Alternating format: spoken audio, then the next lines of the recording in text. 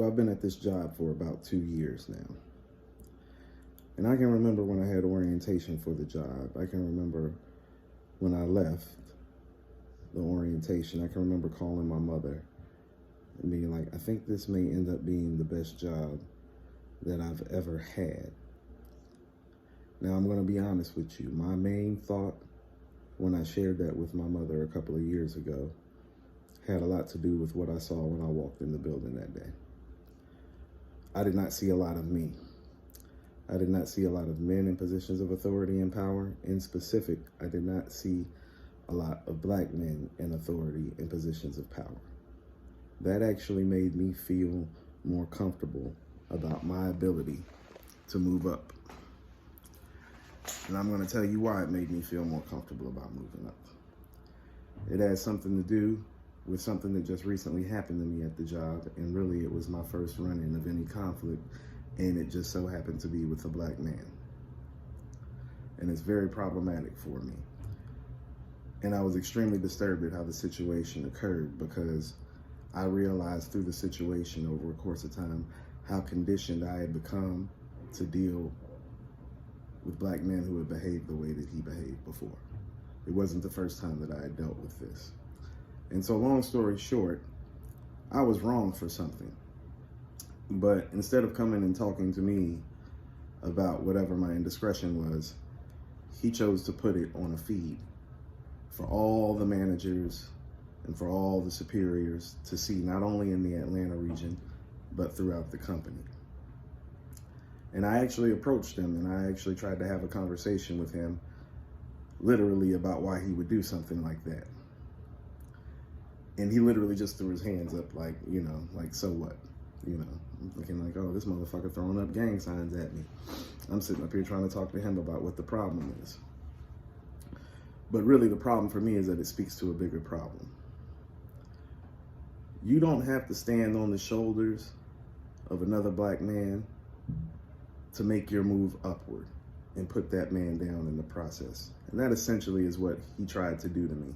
And it's been done to me so many times that I'm just so sickened and disgusted by it. It's disgusting to me at this point at 38 years old that I have to exist in a workplace environment where the person that I have to fear the most is my own brother tearing me down. If you have to tear somebody else down in order for you to move upward, it's not for you. I'm going to say that again. If you have to put somebody else down to make your move upward, that move is not for you. Who you are not is going to show itself at some point anyway. And it was all the more baffling to me because what he's doing in his role in the company, I have no desire to do what he's doing. My plans to be with this company are actually bigger and larger than what it is that he's doing. I'm thinking past him and the steps that he's taken, and he's already 10 years older than me. But it just speaks to a problem in our community that really bothers me. It's ineffective leadership from black men. The black woman might be the most observant demographic on this country, in this nation, in this world, possibly. A lot of it is due to the subservient positions that they're still put into this day, and how they usually have to play an observational role or assistant role before they assume any sort of authority or power themselves. We are being watched by our women.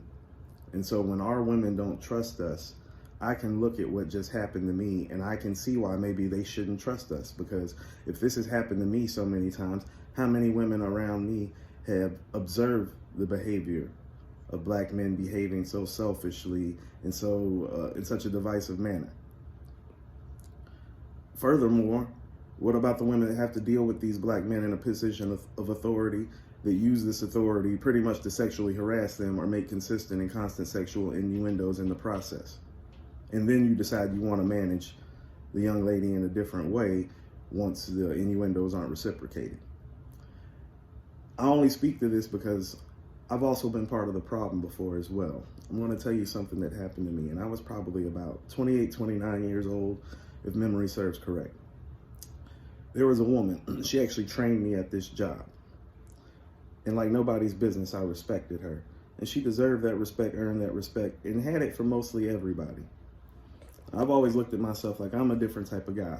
And I'll be the first one to tell you, I don't listen to everybody because I know I'm a special person and everybody's not for me.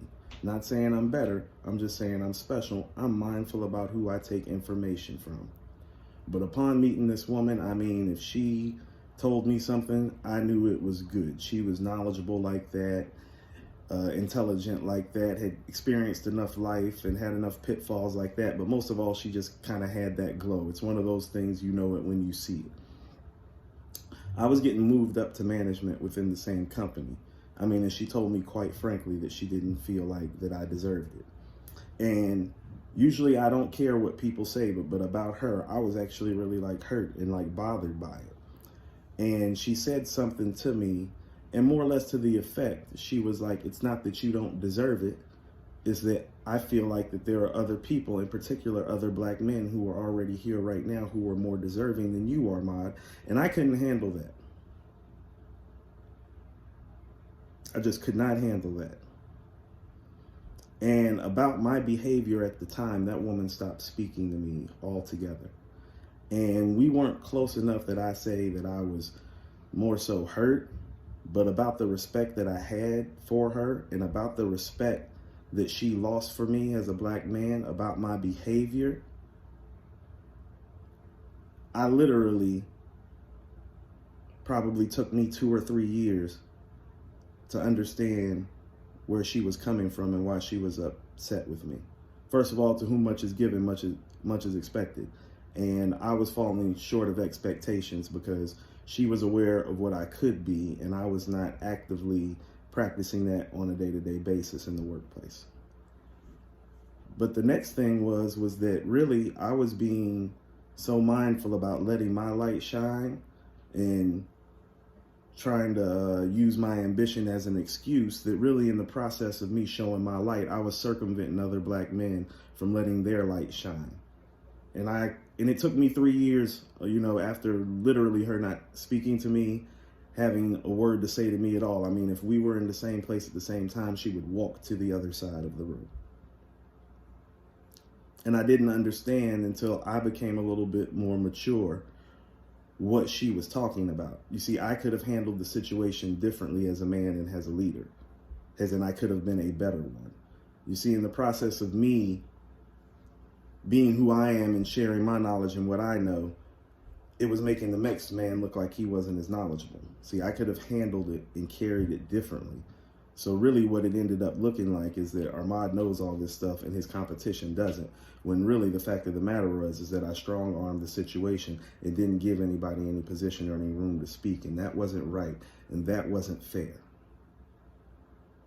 And when I finally matured enough that I realized what I had done, I was embarrassed and ashamed, as I should be. But I didn't just sit in my embarrassment and in my shame. I let that embarrassment and that shame and that failure as a black man and as a leader help reform and help reshape me. I had to start tearing myself down because I realized I was becoming the type of black man that tore other black men down to get where I needed to be. And I didn't need to do that because I was more than capable. Or at least capable enough of doing it without all that extra bullshit involved, because that's what it is. And so when I went back to school and got my degree, I told myself that if I had anything to share with some of the younger black men on campus, that I would speak from my failures more than my successes, so that they can understand more clearly what it's like to succeed and fail in life, and how the order of things in life, especially for us as black men, it's deeper than your personal ambitions, and it's deeper than the money in your pocket, the house that you live in, the car that you drive. It's deeper than that. If those are your life goals right now, like, you need to look at who's in office right now. You need to look at how we're being treated, the things that are being said about us. And if there's not something inside of you that's being motivated to be a better man, if nothing else behind that, to galvanize ourselves within our own community, then can't nobody help you but God. And God bless you. But that shit is not okay. And we got to do better. And I'm speaking as a black man that has made those failures and also taken the steps necessary to change myself, to do better. I don't step on the shoulders of another man to get to where I need to be. I don't need to put another man down and talk about what somebody don't know or what somebody can't do. All I do these days is let my work and who I am do the talking for me. If that's not enough, then it's not for me. Now, thank God, me and this woman who I had respect for, who stopped talking to me, we had a mutual friend, and a few years ago, that mutual friend got married. And we ended up at the wedding together. We ended up sitting at the same table together. You know, she hugged me, we talked, and we didn't talk about any of this or the situation or the falling out or anything. But, you know, I would like to think that through even what she's seen from me on social media, she saw a bigger man and a better man than the man that she had chosen not to speak to, you know? And I'm not super big on social media, but I take it a little bit differently when that woman likes my photo, because about losing her respect, I could see a microcosm of the respect that women don't have for black men and a lot of the why behind it. You know, we can't get anywhere as men in our own community if our women don't trust us. But that means our behavior and our habits and our ethics in the workplace need to be as such as well, because that's where most of the observation is going to take place. And so if you're one of these black men and you've struggled with this like I have, and you've been a victim of it, I would ask you to humble yourself and to feel some of the embarrassment and the shame that I felt as a black man, if you care about your community, if you care about your queens, and do better. Like, really, at the end of the day, just do better, because we have so many bigger fish to fry, like my aunt used to say, than just worrying about the next car that we're going to drive. You know, we need to be worrying about if our children are going to be pulled out of that car and shot senselessly or put in jail for no reason whatsoever. And so I just wanted to share that. And I wanted to speak from a perspective of somebody that's been the aggressor in the situation and somebody that's been a victim in the situation. But we just got to do better at the end of the day. And I'm very, very thankful to that woman for putting me in my place, because it helped the start of me reshaping myself as a man. Because once I realized that I had failed as a black man and as a leader in that capacity, it made me take a long, hard look at myself in all aspects of my life. And that man at the time, I mean, if you would have given me an adult report card, I probably would have went to summer school for everything except for fatherhood. So that's what I have to share for the day. You all be safe. You all be blessed. Black men do better. Because, you know, we're aware of the nature of the threat. The nature of the threat has literally existed for centuries now. So we can't always use the nature of the threat as an excuse for why we're not doing the things that we need to do, behaving the way that we're supposed to behave, and walking in a light of leadership to lead those that are following behind us. And the women are watching us. It's very problematic.